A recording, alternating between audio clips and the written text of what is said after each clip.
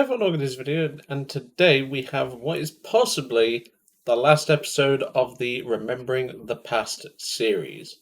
Now, this will be down to you guys to decide this. Of course, as you already know, I tend to ask you guys to see what you want, as in, do you want me to continue this but with tanks? Or would you rather let this series fade away and maybe I can plan something else? End of the day, let me know in the comments down below and we'll see what happens. Obviously, don't feel forced to. I'm not forced. At the end of the day, I will do whatever you guys wish. Obviously, to some extent, there are going to be limits, but you know what I mean. If you don't want to see this series continue into tanks, just let me know. Anyway, so we finish up with potentially finish up, I should say, with the A6M2 Mod 11. Now, why am I bringing this aircraft up in this series? Obviously, you've seen for a while that this aircraft was coming, and probably thought there's got to be a really good reason for Joe to include a zero in this series, and that is exactly right. So, for those that remember, there is I would say ex-War Thunder YouTuber, because he doesn't really do War Thunder as much anymore. MagzTV. That name might ring quite a few bells in people's heads. Obviously, if you're relatively new to the community, like in general, the War Thunder community, I don't mean my community, you will know that name. He I should really say, he was a dedicated War Thunder YouTuber who would post videos, show advice and things like that, and he was really nice. He helped a lot of the community, certainly taught me a few things. But this is where this aircraft comes in. This was arguably one of his most favourite aircraft that he ever played. And the tips that he taught me enabled me to really master the Zero in general, and obviously most of the Japanese tech tree, with just the advice that he really gave. He gave me an advice in terms of mirror matching. In other words, that's a Pokemon term that proves how much I've been playing Pokemon recently.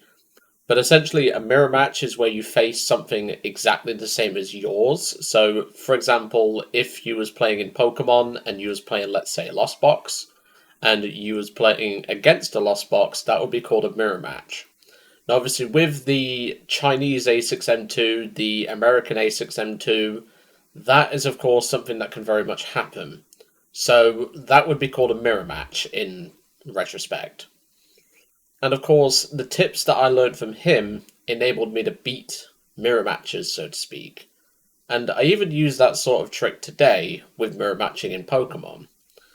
And these sorts of tips, and obviously me mastering the Zero, is purely down to him leading me to try this aircraft. And honestly, Mags, I know you probably never watched this video, but thank you. That's all I have to say. Thank you. You've enabled me to love this series of aircraft, and it's why I really want to see the A6M8, which is the final production A6M0, come to the game. But I can only dream. Anywho, let's get in and let's get cracking. And I'm going down fucking memory lane with that shit. I've got all sentimental and everything. I've got all sentimental, going back to my memories and stuff like that, and then all of a sudden I go back to my usual British self and just break out the swears, because that's just what we do. Now, obviously, in today's meta, the Zeros obviously have dropped off, but it's not just that's dropped off, the guns have also dropped off, so the guns aren't really going to do us much today. Obviously, we do have two 20mm cannons and two 7.7s, but I don't expect us to be getting many kills. And when we're in a 4-7 match and we've got an A5 on our team, I definitely don't expect many kills. But yeah, as I was saying, it's this aircraft that really started my love for the Japanese tech tree in general. It's this aircraft plus Mags that really made me to love the A6M series in general. And obviously, I do want the A6M8, the final production Zero. I'd love to see more of the A6M2 family. I'd love to see the A6M1, which is basically this with a two-bladed prop. I'd love to see the A6M2 dive bomber variant, which could carry a 500kg bomb. That'd be great in ground forces. Things like that, really. But as I said, I can only dream. But as I said, if Mags just so happens to watch this, which I very much doubt, thank you. There's no British sarcasm there. Like, that is genuinely serious. I'm really thankful for you. God, my throat's really sore now because I've been all sentimental.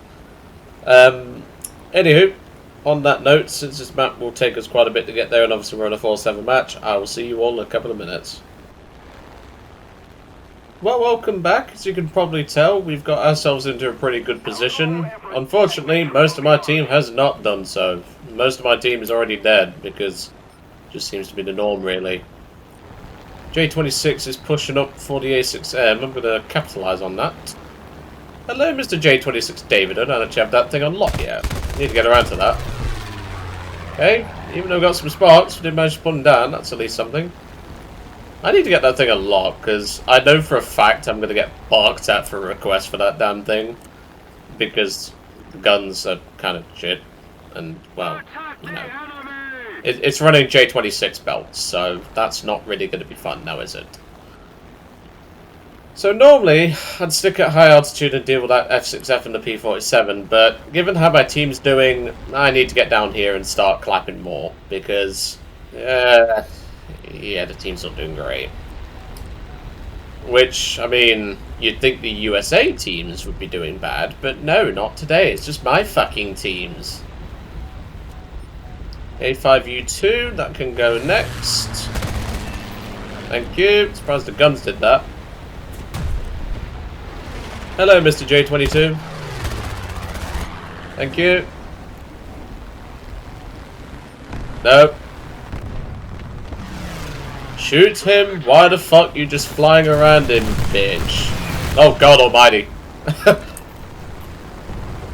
Well, this guy I looked up earlier, this zombie Katsi, I wanted to kill him next because he seemed the most dangerous.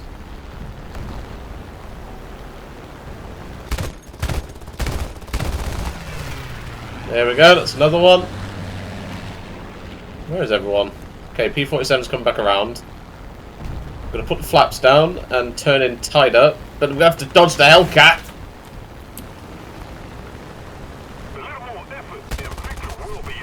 Thank you.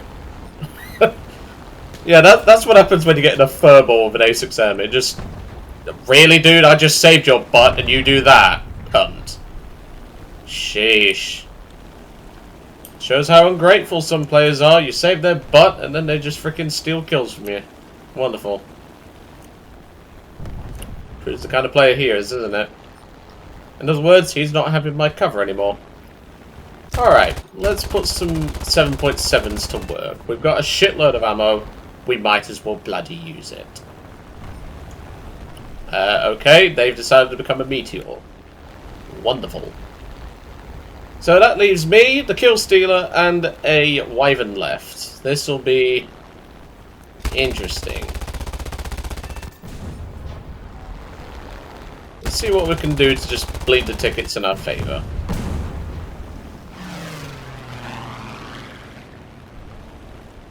I was just getting nervous then. See, I don't know why that Taxa Pep guy was raging, like, no one was behind the plane that he was getting shot at by. He just seems like he got into a bad spot, got swarmed, and then blames everyone else.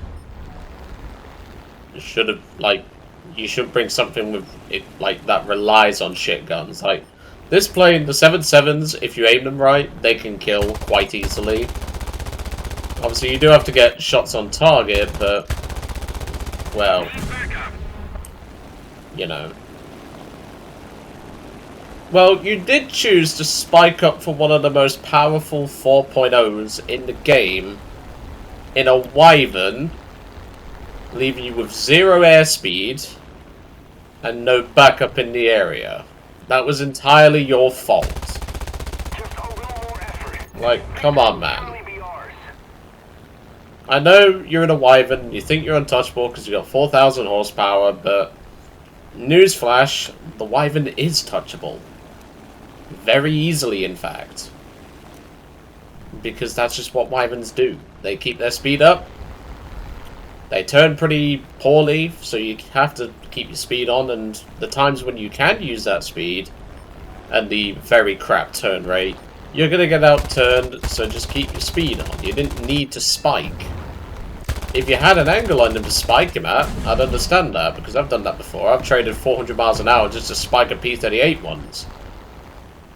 That doesn't make it a smart idea, but you get my point. So the kill steal is now flying off into the sunset. I'm not sure why. Did he sustain damage or something? I'm not sure, but he appears to just be flying out into the... Oh no, he's on the base. I was wondering why he was flying out there. Destroy some 222s. The amount of those things I've had to destroy in Sniper Elite 5 is ridiculous. I've not really been playing War Thunder as much lately. Like, I've been catching up on my gaming backlog.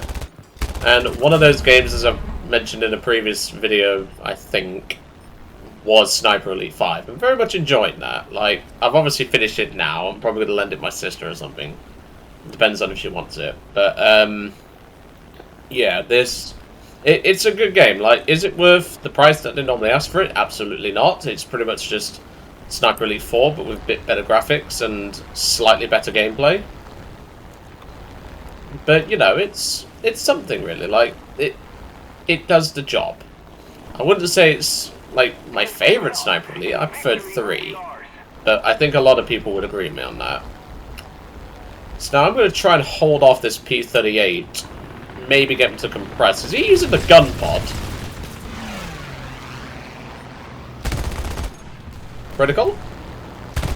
Yes, yes he is. That's gun pods.